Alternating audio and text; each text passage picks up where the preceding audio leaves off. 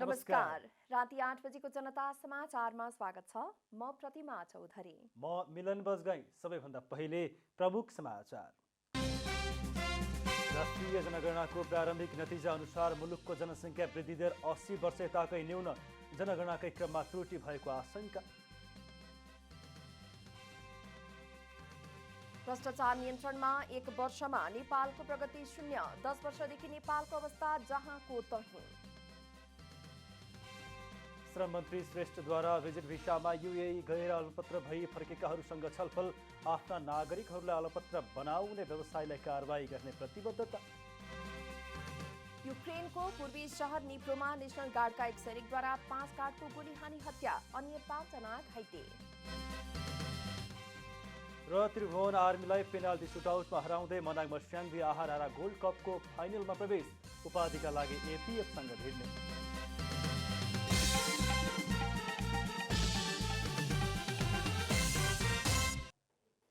अब पूरा समाचार। केन्द्रीय तथ्याङ्क विभागले सार्वजनिक गरेको राष्ट्रिय जनगणना 2078 को प्रारम्भिक नतिजा अनुसार मुलुकको जनसङ्ख्या वृद्धि दर 80 वर्ष यताकै न्यून पाइएको छ। शहरी जनघनत्वकै आधारमा जनसङ्ख्या अपेक्षाकृत रूपमा बढ्नुपर्नेमा न्यून देखिँदा जनगणनाकै क्रममा कतै त्रुटि त भएन भन्ने आशंका उब्जिएको छ। मंगलबार ट्रान्सपरेन्सी इन्टरनेसनलको प्रतिवेदनमा नेपाल 33 अङ्क पाउँदै 117औं स्थानमा छ। अघिल्लो वर्ष समेत नेपालको स्थिति उही थियो। भ्रष्टाचारमा सन् 2012 देखि नेपालले प्राप्त गरेको अङ्क 27 देखि 33 को बीचमै छ।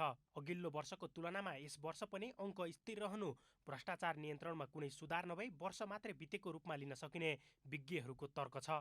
यसबीचमा भ्रष्टाचारविहीन शासन निर्माणको प्रयत्न गर्नुपर्ने उद्देश्य लिएर खोलिएका संस्थाको व्यावसायिकता र दायित्व लिएर बसेका व्यक्तिहरूको उपादेयतामाथि प्रश्न उब्जिएको छ। भ्रष्टाचार न्यूनीकरणको लागि चाहिँ कुनै पनि प्रभावकारी कदम कुनै पनि संस्थाहरूबाट भएको देखिएन। यो महालेखा परीक्षकको 58औं प्रतिवेदन अनुसारले जुन अनियमितताहरू देखाएको छ हैन, असुलोपर गर्नुपर्ने, पेशी फर्चट गर्नुपर्नेहरू, यिनीहरू चाहिँ राम्रोसँग काम कारबाही भएको चाहिँ देखिएन। संविधानको प्रस्तावनामा नै कानुनी राज्यको अवधारणामा रही सुशासन कायम गर्न लोकतान्त्रिक अभ्यास गर्ने लेखिएको छ।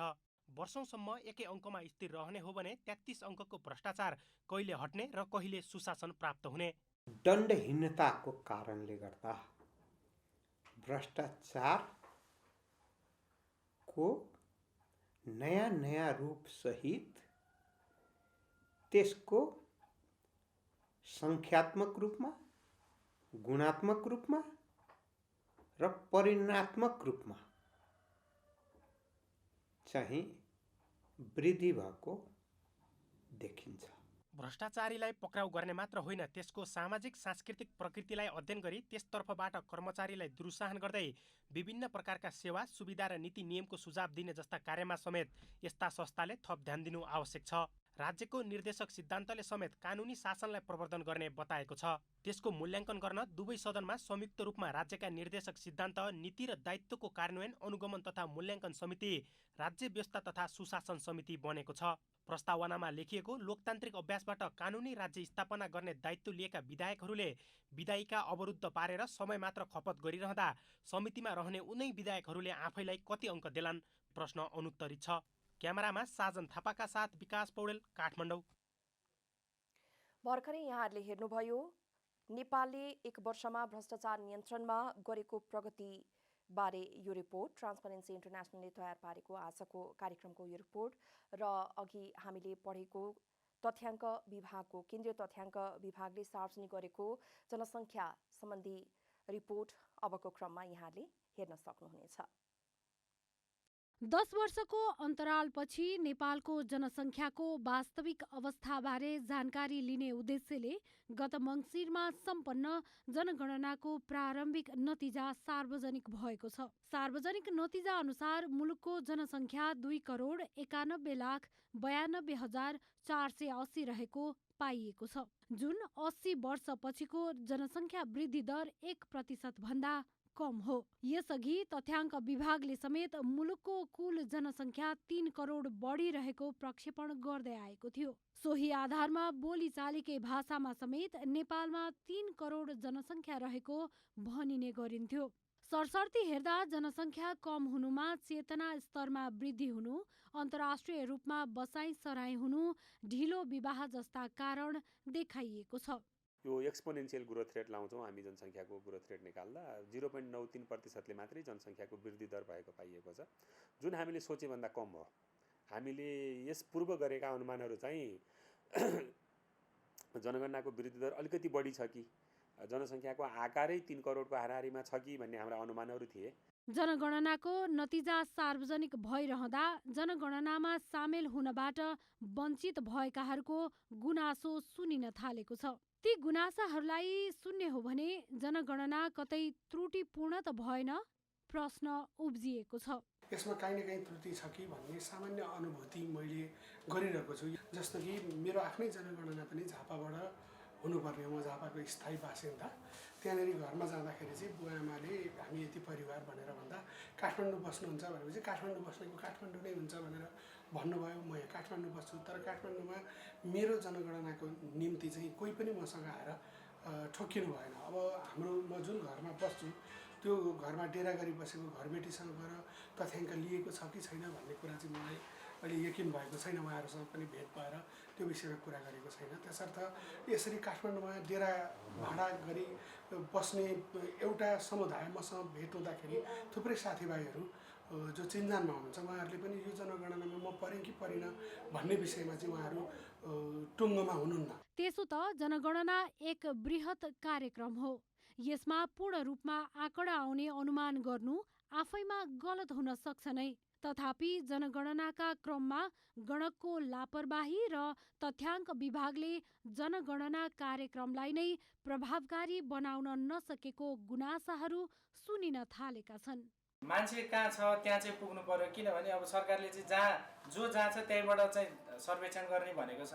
त्यो हुँदाखेरि चाहिँ अब काठमाडौँमा जो बस्नु भएको छ त्यसमा चाहिँ गणकहरू नै उपलब्ध भएको जस्तो मलाई चाहिँ लाग्दैन। त्यो राज्यको तर्फबाट चाहिँ केही त्रुटिहरू भएको छ। जनगणनाको प्रारम्भिक नतिजाले पुरुषभन्दा महिला 6,09,000ले बढिरहेको, काठमाडौँमा सबैभन्दा धेरै 20,17,500 र मनाङमा सबैभन्दा कम 5,645 जनसङ्ख्या रहेको देखाएको छ। जनगणना अभियानमा कोही नछुटुन्, कोही नदोहोरिउन् भन्ने सरकारको ध्येय हुँदाहुँदै जनगणनामा छुट्ने अवस्था आउनुमा नागरिक स्वयं जागरुक नहुनु पनि एउटा कारक मान्न सकिन्छ। यद्यपि छुट्नेको सङ्ख्या धेरै हुँदा जनसङ्ख्याको सार्वजनिक आँकडामाथि संशय भने पैदा भएको छ। अबको जनगणनामा केन्द्रीय तथ्याङ्क विभाग र नागरिक दुवै जिम्मेवार हुनुपर्ने पाठ भने पक्कै सिकाएको छ। क्यामेरामा शैलेन्द्र गोविन्द अमात्यका साथमा रूपा घिमिरे, काठमाडौँ। वैदेशिक रोजगारीमा गएका पीडितहरूको समस्या सुन्न लामो समय बेखबर जस्तो बनेको नेपाल सरकार केही दिन यता तातेको छ। श्रम रोजगार तथा सामाजिक सुरक्षा मन्त्री कृष्ण कुमार श्रेष्ठले भिजिट भिजामा युए पुगेर अलपत्र भई फर्केकाहरूसँग छलफल गर्नुभएको छ। बिहिबार मन्त्रालयमा भिजिट भिसामा युए पुगेर अलपत्र भई फर्केकाहरूसँगको छलफलमा श्रम रोजगार तथा सामाजिक सुरक्षा मन्त्री कृष्ण कुमार श्रेष्ठले विदेशमा आफ्ना नागरिकलाई अलपत्र बनाउने वैदेशिक रोजगार व्यवसायलाई कारबाही गर्ने प्रतिबद्धता जनाउनुभयो। उहाँले आकर्षक रोजगारीको प्रलोभन देखाई विदेशमा अलपत्र बनाउने दलाल र म्यान पावर कम्पनीको फन्दाबाट जोगाउन सरकारले मन्त्रालयका उपसचिव तथा सिआइबीका प्रहरी नायब उपरीक्षक सम्मिलित मार्शल टिम गठन गरेको पनि बताउनुभयो। मन्त्री श्रेष्ठले भिजिट भिसामा युए लगेर अलपत्र बनाउनेहरूलाई क्षमा समेत दिन नमिल्ने भन्दै सरकारले त्यस्ताहरूलाई खोजी कारबाही गर्ने दावी गर्नुभयो। मन्त्री श्रेष्ठले विदेश जाने नेपालीहरूले पनि एकपटक कम्पनी र कामको बारेमा बुझेर जानुपर्ने बताउनुभयो। हामीले एउटा मार्शल टिम एक्सनमा चाहिने जाने गरी दलालहरूलाई ठगहरूलाई तह लगाउने गरी हामीले एउटा मार्शल टिम गठन गरेका छौँ। त्यसको नेतृत्व श्रम रोजगार तथा सामाजिक सुरक्षा मन्त्रालयका उपसचिव विष्णु लामिछाने सर, हाम्रो प्रहरी नायक उपरीक्षकज्यू लगायतको टिम, एउटा मार्शल टिम आजदेखि नै हामी खटिएका छौँ। त्यस्तै पीडितहरूले 1 महिनासम्म काम लगाइदिने आशा गरेर बसे पनि काम नपाएपछि सरकारलाई गुहारेको बताएका छन्। आकर्षक पारिश्रमिक हुन्छ भन्ने आशाले भिजिट भिसामा युएई गए पनि कुनै रोजगार नदिएको र त्यहाँ स्थित दूतावासले पनि सहयोग नगरेको उनीहरूको गुनासो छ। म दसैँपछि आउँछु, दसैँ तिहार आइसकेको छ भन्दा पनि उहाँले जुन दलालले के भन्नुभयो, दसैँ तिहारसँग त तिमीहरू तलब ड्युटी लगाइसक्छौ यहाँ आएर, अनि अब दसैँ तिहार त फेरि अर्को वर्ष पनि आउँछ, अहिले आउनु, काममा लाग्नु, अर्को वर्ष दसैँ तिहार मान्नु होला भनेर विभिन्न आश्वासन देखाएर म भिजिट भिसामा युएई पुगेँ। मैले चाहिँ 1,50,000 रुपियाँ ती कमलराज उपाध्यायको श्रीमती रञ्जना ढकाल प्याक्रेलको नाममा जम्मा गरेको छु। त्यसको भाउचर मसित सुरक्षित छ सर। र ब्याङ्क $1,20,000 चाहिँ $1,20,000 नेपाली रुपियाँ चाहिँ $1,000 लिएर आउनु भनेर चाहिँ मैले एउटा खगेन्द्र लम्साल भन्ने मान्छे चाहिँ एउटा त्यो एयरपोर्ट सेटिङ भनेर उसको नामै फोन नम्बर उतै दुबईबाट चाहिँ एयरपोर्ट सेटिङ दाइ भनेर आयो सर। राज्यको कर खाएर तलब खाएर नेपालको करले उहाँ युएईमा बस्ने, उहाँको शब्द चाहिँ के आयो भन्दाखेरि तपाईँहरू भिडमा आएको हो, तपाईँले हामीले हेर्न मिल्दैन, यहाँ हामी त एउटा नेपाली हौँ, हामीले अल्पत्र गरेका छौँ, हाम्रो यदि उद्धार हजुरले कहाँबाट के हुन्छ सहयोग गर्नुहोस् भन्दाखेरि उहाँको त्यो जवाब छ। पीडितहरूले आर्थिक स्रोत कमजोर भएको र आकर्षक रोजगारी पाउने लोभको कारणले बाध्य भएर भिजिट भिसामा गएको, तर बिचौलियाहरूले दुवै विमानस्थलमा पासपोर्ट र $1,000 समेत लगेको मन्त्री श्रेष्ठसँग गुनासो पोखे। लामो समय बेखबर जस्तो बनेको नेपाल सरकार केही दिन यता तातेको छ। हजारौं नेपाली रोजगारीको प्रलोभनमा परि भिजिट भिसामा युएई पुग्ने र अलपत्र पर्ने क्रम बढेसँगै वैदेशिक रोजगार व्यवसायीलाई नै सरकारले कारबाही गर्ने भएपछि व्यवसायीहरूले मान्छे फिर्ता ल्याउन पनि थालेका छन्। पछिल्लो 24 घण्टामा देशभर 8,017 जनामा कोरोना भाइरसको संक्रमण पुष्टि भएको छ। स्वास्थ्य तथा जनसङ्ख्या मन्त्रालयका अनुसार 15,736 जनाको PCR परीक्षण गर्दा 5,816 जना र 6,072 जनाको एन्टिजेन परीक्षण गर्दा 2,201 जना गरी 8,017 जनामा संक्रमण पुष्टि भएको हो। यसैगरी बिहिबार एकै दिन कोरोना संक्रमणबाट 15 जनाको मृत्यु भएको मन्त्रालयले जानकारी दिएको छ। पछिल्लो 24 घण्टामा 5,292 जना कोरोना संक्रमण मुक्त भएका छन्। हाल देशभरमा 90,576 सक्रिय संक्रमित रहेको स्वास्थ्य मन्त्रालयको तथ्याङ्क रहेको छ। कोरोना भाइरसको तेस्रो लहर सुरु भएसँगै नेपालमा सामान्य सिटामोल समेत पाउन छाडिएको छ। सिटामोल अभाव हुँदा पनि सरकारी स्वामित्वमा रहेको औषधि व्यवस्था विभागले बेवास्ता गरेको भन्दै औषधि व्यवसायीहरूले विभाग अगाडि नै निःशुल्क सिटामोल वितरण अभियान सुरु गरेका छन्। कोरोना महामारीले थिलथिल पारेको नेपाली बजार चारैतिरबाट सङ्कटमा छ। महामारीकै कारण हरेक क्षेत्र प्रभावित छ। आर्थिक, शैक्षिक, स्वास्थ्य क्षेत्रमा परेको असरले आम नागरिक समस्यामा छन्। त्यस्तै केही दिनदेखि नेपाली बजारमा सिटामोलको समेत चरम अभाव हुन थालेको छ। मौसमी रुगाखोकीका बिरामी र कोरोना संक्रमित हुनेको संख्यामा वृद्धि भएसँगै बजारमा सिटामोल अभाव हुन थालेको हो। सिटामोलकै अभावले नागरिक स्वास्थ्य सेवाबाट वञ्चित हुन नपरोस् भन्ने उद्देश्यले औषधि विभाग बिजुली बजार अगाडि निःशुल्क सिटामोल र मास्क वितरण अभियान सुरु भएको छ। औषधि आयातकर्ता तथा वितरक आयान हेल्थ केयरले 7 दिनसम्म निःशुल्क औषधि वितरण अभियान सुरु गरेको हो। चिकित्सक सहितको वितरक टोलीले नागरिकको स्वास्थ्य परीक्षण गरी औषधि दिँदै आएको छ। हेल्थ केयरले सिटामोलका साथै कोरोनालाई मध्यनजर गर्दै मास्क पनि वितरण गरिरहेको छ। आगामी 7 दिनसम्म पनि बजारमा सिटामोल अभाव भएमा सातै प्रदेशमा औषधि वितरण अभियान सञ्चालन गर्ने व्यवसायीहरूले बताएका छन्। बजारभरि अभाव छ भने हामीले यो अभाव सिर्जना नहोस् भन्ने हिसाबले सर्वसाधारणले सुलभ रूपमा औषधि पाओस्, त्यही हिसाबले हामीले यो औषधि व्यवस्था विभागकै अगाडिबाट हामीले यो वितरण गर्न लागेका हो। पारासिटामोल फ्रीमा 7 दिनसम्म यहाँ बाँड्छौँ। 7 दिनमा यदि देशभरि सहज रूपमा पाउन थाल्यो भने हामी छोडिदिन्छौँ र सहज रूपमा पाएन भने हामी 77 जिल्लाको सदरमुकामबाट बाँड्ने काम गर्छौँ। सरकार जनताको स्वास्थ्यप्रति संवेदनशील नभएको र औषधि अभाव हुँदा पनि सरकारी पक्षबाट कुनै चासो नदेखाएकाले औषधि विभागकै अगाडि वितरण केन्द्र बनाएको उनीहरूको भनाइ छ। औषधिको बारेमा सबैले थाहा पाओस्, यस्तो भइरहेछ र विभागले पनि थाहा पाओस्। विभागले कानमा तेल हालेर सुता जस्तो गर्नुभएको छ, यो चाहिँ हुनु भएन। को बनाउने छ उहाँहरूलाई तुरुन्तै यो बनाउनु पर्यो भन्ने हिसाबमा जानु पर्यो। सरकारले पनि यसमा तदारुकताका साथ अगाडि बढ्नुपर्छ। किन र के को लागि यो बन्द भएको हो र यसलाई जति छिटो हुन्छ त्यति छिटो बजारमा ल्याउनु पर्यो। आम नागरिकलाई सेवा दिने उद्देश्यले सञ्चालन गरिएको अभियानले कोरोना महामारीको समयमा पनि सहजै सेवा सुविधा पाएकोमा नागरिकले पनि खुसी व्यक्त गरेका छन्। मलाई एकदम राम्रो भइछ। यो जनताले भन्दा पनि सरकारले गरेर ठाउँ ठाउँमा यो दुर्गममा पनि यसरी पुर्याउनु पर्यो कि सरकारले। यो उपत्यकामा त सबै सहज छ, अलिक दुर्गममा पनि गरेर जनताहरूको अलिकति मनोबल जित्नलाई सरकारले चाहना बढी गर्नु पर्यो। कोभिड एकदमै बढेको हुनाले यो सेवा दिएको राम्रो लाग्यो। किनभनेदेखि कोभिडको कारणले अब तसनस नै भएको छ। त्यसकारण के भने कोभिडको अब धेरै नै बढ्या हुनाले अब यो औषधि यो राख्नु भएको चाहिँ धेरै राम्रो लागेको छ। धन्यवाद। बुधबारदेखि सुरु भएको औषधि वितरण अभियानमा दैनिक 600 को हाराहारीमा सेवा लिने गरेका छन्। बजारमा औषधि अभाव भए तापनि नागरिकलाई स्वास्थ्य सेवाबाट वञ्चित नगराउन सरकार गम्भीरतापूर्वक लाग्नुपर्ने देखिन्छ। क्यामेरामा साजन थापाका साथ अस्मिता तिवारी, काठमाडौँ। जनता समाचारमा अब छोटो विश्राम।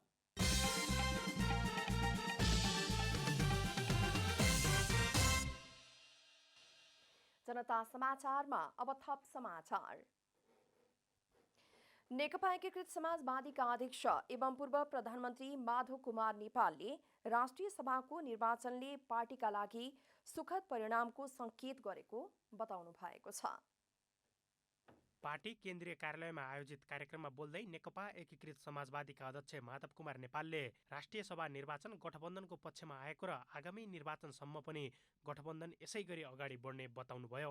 कुनै पनि निर्वाचन चाँडो र समयमा नै गर्ने पक्षमा आफूहरू रहेको भन्दै अध्यक्ष नेपालले विगतमा स्थानीय चरणको निर्वाचन 3 चरणमा भएकोले दोस्रो र तेस्रो तहको निर्वाचनबाट विजय हुनेहरूको पनि 5 वर्ष त पुग्नुपर्ने होला नि भन्दै प्रश्न गर्नुभएको छ।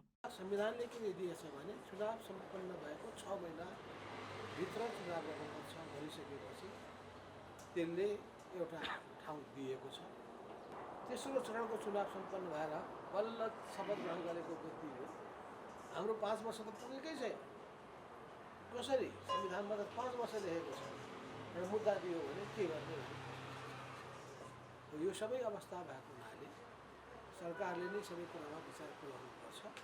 नेकपा एमाले ललितपुर जिल्ला कमिटीका पूर्व उपाध्यक्ष एवं बागमती प्रदेश कमिटीका सदस्य श्यामकृष्ण सिलिवालले देशलाई परिवर्तन गर्न सक्ने स्थिति एमालेबाट नदेखिएपछि सो पार्टी परित्याग गरी कम्युनिस्ट पार्टीका खम्बा मानिनुहुने माधव कुमार नेपालको नेतृत्वमा रहेको एकीकृत समाजवादीमा आएको स्पष्ट पार्नु भएको छ।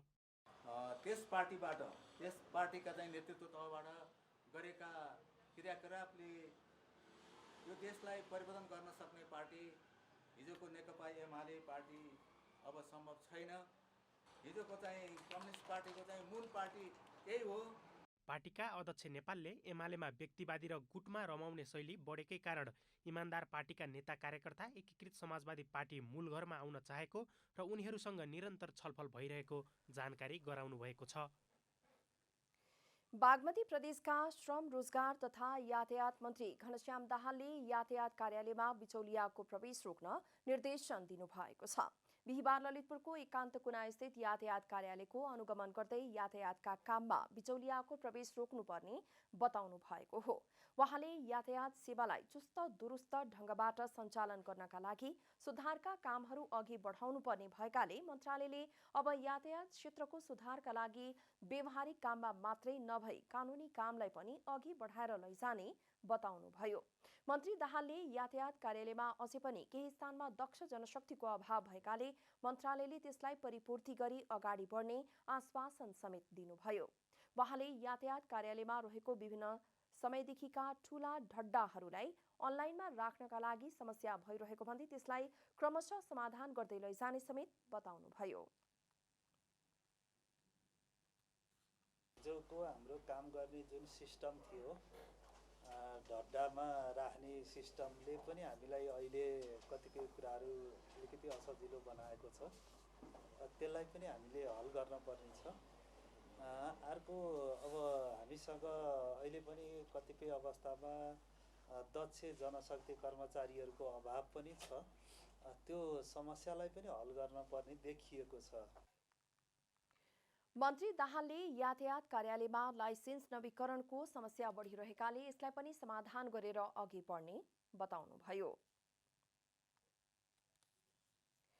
पशुपति धर्मशालामा होटेल सञ्चालन गरिरहेको बतास अर्गनाइजेसनले धर्मशाला लिजमा लिए बापतको झण्डै 1 करोड रुपैयाँ भाडा बुझाएको छ। सरकारले सम्झौता खारेजीको प्रक्रिया अगाडि बढाएसँगै बतास अर्गनाइजेसनले पशुपति क्षेत्र विकास कोषलाई 79,84,766 रुपैयाँ भाडा बुझाएको जनाइएको छ। बतास अर्गनाइजेसनले 88,34,318 र 11,50,448 गरी अलग अलग भाउचरबाट उक्त रकम पशुपति क्षेत्र विकास कोषको खातामा जम्मा गरेको पशुपति क्षेत्र विकास कोषले जनाएको छ। कोषाध्यक्ष नारायण प्रसाद सुवेदीको संयोजकत्वमा 23 पौषमा गठित छानबिन समितिले 3 माघमा संस्कृति पर्यटन तथा नागरिक उड्डयन मन्त्रालयलाई प्रतिवेदन बुझाएको थियो। अनुगमनका क्रममा सम्झौता बमोजिम धर्मशाला निर्माण नभएको र दर रेटमा पनि फरक पारिएको, कोषलाई बुझाउनुपर्ने भाडा नबुझाएको, धर्मशालामा विभिन्न कार्यालय राखेको, कोषको स्वीकृति बिना धर्मशालामा विभिन्न संरचना निर्माण गर्ने जस्ता कार्य गरेको छानबिन समितिको ठहर थियो। छानबिन समितिको सुझाव अनुसार बिना प्रतिस्पर्धा सिटिङबाट धर्मशाला बतास अर्गनाइजेसनले पाएको भन्दै पर्यटन मन्त्रालयले सम्झौता रद्द गर्ने प्रक्रिया अघि बढाएको हो। वर्षको 1 करोड 5,41,000 भाडा लिने गरी 15 वर्षका लागि 2076 वैशाख 30मा कोषका तत्कालीन सदस्य सचिव डाक्टर प्रदीप ढकाल र बतास समूहबीच सम्झौता भएको थियो।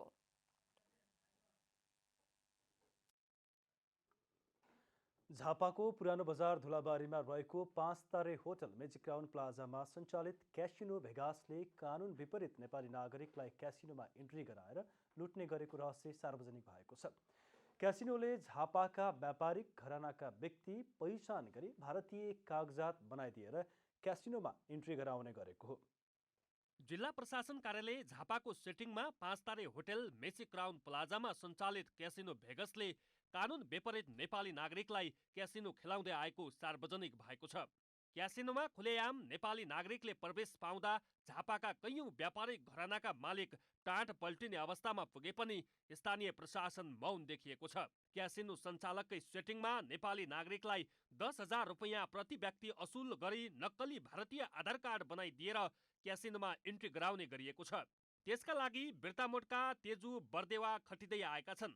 त्यस्तै होटेल सञ्चालक तथा क्यासिनो किङ भनेर चिनिएका बलराम सापकोटा बलेर अन्य होटेलका लगानीकर्ताको सोर्स फोर्सका आधारमा कैयौं नेपालीले क्यासिनोमा प्रवेश पाउँदै आएका छन्।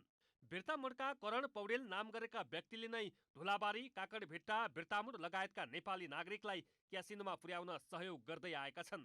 हामीले खोइ नेपाली छिराको जस्तो त हामीलाई लाग्दैन हैन। अब कोही मान्छे अब नकली कार्ड बनाएर आधार कार्ड बनाएर कोही क्यासिनोमा आउन चाहेर अब कसैले आधार कार्ड बनाउँदै हुन्छ भनेदेखि त अब हामीलाई त त्यो कुरा त हामीलाई जानकारी हुँदैन। हामीले त मेन आइडेन्टिटी कार्ड प्रुफ छ कि छैन भनेर मान्छेको फोटो र त्यहाँ नाम लेखेको मान्छेको मिल्छ कि मिल्दैन भनेर मात्र हामीले हेर्ने हो। तर नेपाली नागरिकले नै क्यासिनो प्रवेश गरेर खेलिरहेको यो दृश्यले भने सञ्चालकको दाबी असत्य रहेको प्रमाणित गरिदिएको छ। मलाई नदेखि चाहिँ को छ हो क्यासिनोमा? हो त डाक्टर रासियोला हो। यस्तै नेपालीलाई रकम सापटी दिएर क्यासिनो खेलाउने र त्यस बापत जग्गा पास गराउने गरेका घटना पनि सार्वजनिक भएका छन्। बिर्तामोडका व्यापारी श्रवण शाहले क्यासिनोमा हारेको करिब 2 करोड रुपैयाँ बराबरको बिर्तामोडकै जग्गा क्यासिनो व्यवस्थापनले पास गरेर लगेको छ। यता क्यासिनो प्रवेश गरेर नेपाली नागरिकहरू सडकमा पुग्ने अवस्था हुँदा समेत आफूहरूलाई केही जानकारी नभएको जिल्ला प्रशासन कार्यालयको दाबी छ। अब तपाईलाई कसले भन्यो त्यो सेटिङमा, हामी चाहिँ सेटिङमा छैनौँ होइन। हजुर, जिल्ला प्रशासन चाहिँ सेटिङमा छैन। तपाईँले कसले त्यस्तो कुरो गर्छ हामीलाई थाहा छैन। त्यो होइन, यो चाहिँ प्रहरी प्रशासनले अनुगमन गरिरहेकै हुन्छ होइन। तपाईँहरूको जस्तो स्रोतहरूबाट केही प्राप्त भयो भने हामी त्यो पनि गर्छौँ, अनुगमन चाहिँ गर्छौँ। अहिलेसम्म हाम्रो चाहिँ नोटिसमा नेपालीहरू त्यहाँ भएको भन्ने हाम्रो जानकारी छ।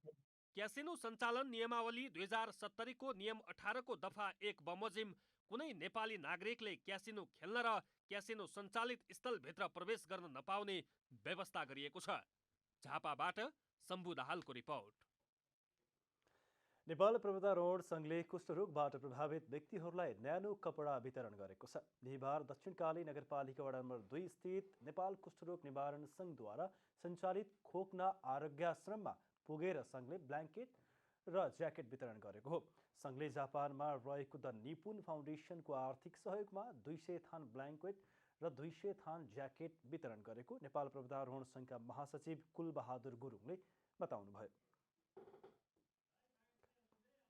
हामीले आज 200 वटा ब्ल्याङ्केट र 200 वटा डाउन ज्याकेट, यसको साथसाथै सेनिटाइजर, साबुन, मास्क र यसको साथसाथै हामीले ह्यान्डलाई चाहिँ वासिङ यो चाहिँ लिक्विडहरू चाहिँ हामीले डिस्ट्रिब्युट गऱ्यौँ। आरोग्याश्रममा रहेका कुष्ठरोग प्रभावितहरूले जाडोमा न्यानोको लागि ब्ल्याङ्केट र ज्याकेट पाएपछि खुसी व्यक्त गरे। जुन मायाको चिनो हामीहरू समक्ष यहाँहरूले ल्याएर यो जाडो महिनामा जसरी यो ज्याकेट अनि ब्ल्याङ्केट हामीहरूलाई यहाँ वितरण गर्नुभयो।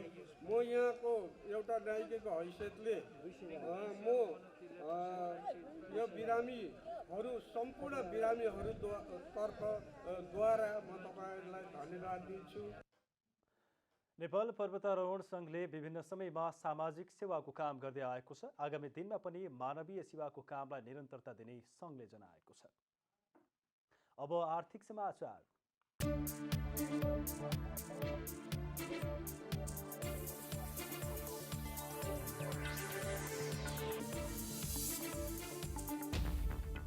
चालू आर्थिक वर्षको 6 महिना अर्थात् साउनदेखि पुस मसान्तसम्म 154 वटा स्वदेशी तथा विदेशी उद्योगहरू दर्ता भएका छन्। उद्योग विभागका अनुसार ती उद्योगहरूले कुल 1 खर्ब 86 अर्ब रुपैयाँ लगानी प्रस्ताव गरेका छन्। यस अवधिमा 45 वटा ठूला उद्योग, 57 वटा मझौला तथा 52 वटा साना उद्योगहरू दर्ता भएका हुन्। गत वर्षको यसै अवधिको तुलनामा कुल 51 वटा बढी उद्योग दर्ता भएका छन्। गत वर्ष यो अवधिमा 103 वटा उद्योग दर्ता भएको थियो। विभागका अनुसार 28 ठूला र 36 वटा मझौला उद्योग बढी दर्ता भएका हुन्। गत वर्षको तुलनामा चालु वर्षमा साना उद्योगको दर्ता संख्या 13 वटा कम रहेको छ। 6 महिनाको अवधिमा भएका 154 नयाँ उद्योगले कम्तीमा 13,748 जनालाई रोजगारी दिने बताइएको छ। विभागका अनुसार यस अवधिमा 129 विदेशी उद्योगको कुल 30 अर्ब 56 करोड विदेशी लगानी प्रस्ताव स्वीकार गरिएको छ, जसमा ठूला 2, मझौला 37 र साना 90 वटा उद्योगहरू रहेका छन्। विदेशी लगानी स्वीकृत भएका उद्योगहरूबाट 8,116 जनाले रोजगारी पाउनेछन्।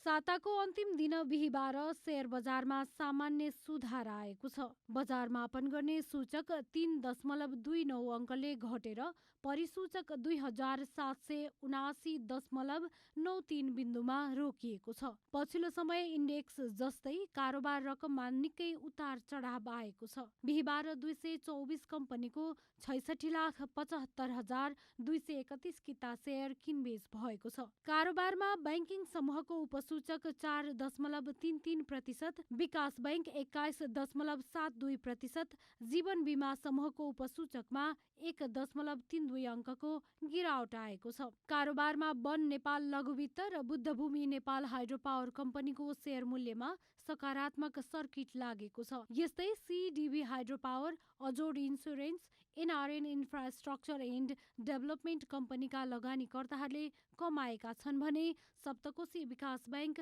United Idi Mardi, Arbi hydropower, Nabil equity फन्डका लगानीकर्ताले गुमाएका छन्।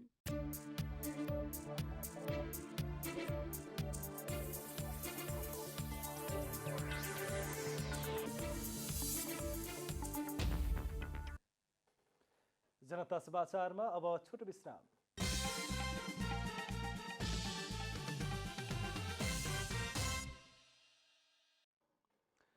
अब खेलकुद समाचार।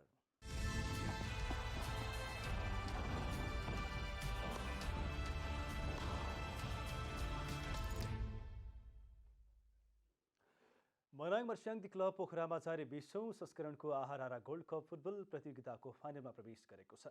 बिहिबार भएको दोस्रो सेमिफाइनलमा त्रिभुवन आर्मी क्लबलाई पेनाल्टी सुटआउटमा 4-3 गोल अन्तरले हराउँदै मनाङ फाइनल पुगेको हो। पोखरा रङशालामा खेलको निर्धारित 90 मिनेट र थप गरिएको अतिरिक्त समय गोलरहित बराबरीमा सकिएपछि खेल पेनाल्टी सुटआउटमा गएको थियो। पेनाल्टी सुटआउटमा मनाङका लागि फ्र्याङ्कलिन कोटेटाला, शिव गुरुङ, रुपेश केसी र ओलाबाले आफिजले गोल गरे, तर विश्व अधिकारीको प्रहार पोस्टमा लागेर फर्किएको थियो। आर्मीका लागि कप्तान भरत खवास, जर्ज प्रिन्स कार्की र विवेक बस्नेतले गोल गरे। दीपक गुरुङको प्रहार पोस्टमा लाग्दै फर्किएको थियो भने युद्धशाहीको प्रहार मनाङका गोलकिपर अशोक बरालले बचाएका थिए। अब मनाङले फाइनलमा विभागीय टोली नेपाल एफपीएफ क्लबसँग प्रतिस्पर्धा गर्नेछ। मच्छिन्द्र फुटबल क्लबलाई 3-1 गोल अन्तरले हराएर एफपीएफ उपाधि नजिक पुगिसकेको छ। फाइनल खेल शनिबार हुनेछ। जारी प्रतियोगिताको विजेता टिमले 10,01,000 र उपविजेता टिमले 5,01,000 प्राप्त गर्नेछ। यस वर्ष पनि स्वर्गीय सूर्यबहादुर केसीको स्मृतिमा उत्कृष्ट 5 विधाको पुरस्कार प्रदान गरिनेछ। अब मौसम समाचार।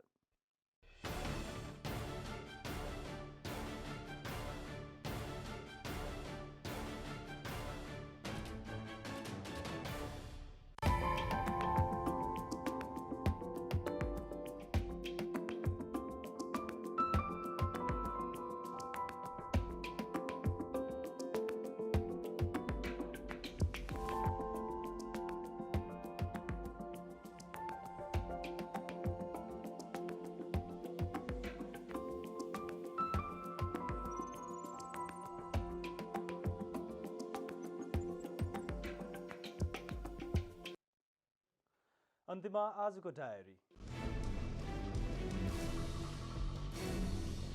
नेकपा एकीकृत समाजवादीका अध्यक्ष एवं पूर्व प्रधानमन्त्री माधव कुमार नेपालले राष्ट्रिय सभाको निर्वाचनले पार्टीका लागि सुखद परिणामको सङ्केत गरेको बताउनु भएको छ। अध्यक्ष नेपालले राष्ट्रिय सभा निर्वाचन गठबन्धनको पक्षमा आएको र आगामी निर्वाचनसम्म पनि गठबन्धन यसै गरी अगाडि बढ्ने बताउनुभयो। बागमती प्रदेशका श्रम, रोजगार तथा यातायात मन्त्री घनश्याम दाहालले यातायात कार्यालयमा बिचौलियाको प्रवेश रोक्न निर्देशन दिनुभएको छ। बिहिबार ललितपुरको एकान्त कुना स्थित यातायात कार्यालयको अनुगमन गर्दै मन्त्री दाहालले यातायात कार्यालयमा अझै पनि केही स्थानमा दक्ष जनशक्तिको अभाव भएकोले मन्त्रालयले त्यसलाई परिपूर्ति गरी अगाडि बढ्ने आश्वासन दिनुभयो। पछिल्लो 24 घण्टामा देशभर 8,017 जनामा कोरोना भाइरसको संक्रमण पुष्टि भएको छ। यसैगरी बिहिबार एकै दिन कोरोना संक्रमणबाट 15 जनाको मृत्यु भएको मन्त्रालयले जानकारी दिएको छ। पछिल्लो 24 घण्टामा 5,292 जना कोरोना संक्रमण मुक्त भएका छन्। हाल देशभर 90,576 सक्रिय संक्रमित रहेको स्वास्थ्य मन्त्रालयको तथ्याङ्क छ। युक्रेनको पूर्वी सहर निप्रोमा नेसनल गार्डका एक सैनिकले गोली हानी 5 जना गार्डको हत्या गरेका छन्। बिहिबार बिहानै युक्रेनको निप्रो स्थित पिब्देनमास मिसाइल कारखानामा 21 वर्षीय सैनिकले गोली चलाउँदा अन्य 5 जना घाइते भएको युक्रेनको आन्तरिक मन्त्रालयले जनाएको छ। गोली चलाउने सैनिक फरार रहेको र खोजी कार्य जारी रहेको त्यहाँको प्रहरीले जनाएको छ। मनाङ मर्स्याङ्दी क्लब पोखरामा जारी 20औं संस्करणको आहारा गोल्ड कप फुटबल प्रतियोगिताको फाइनलमा प्रवेश गरेको छ। बिहिबार भएको दोस्रो सेमिफाइनलमा त्रिभुवन आर्मी क्लबलाई पेनाल्टी सुटआउटमा 4-3 गोल अन्तरले हराउँदै मनाङ फाइनल पुगेको हो। अब मनाङले फाइनलमा विभागीय टोली नेपाल एपीएफ क्लबसँग प्रतिस्पर्धा गर्नेछ। फाइनल खेल शनिबार हुनेछ।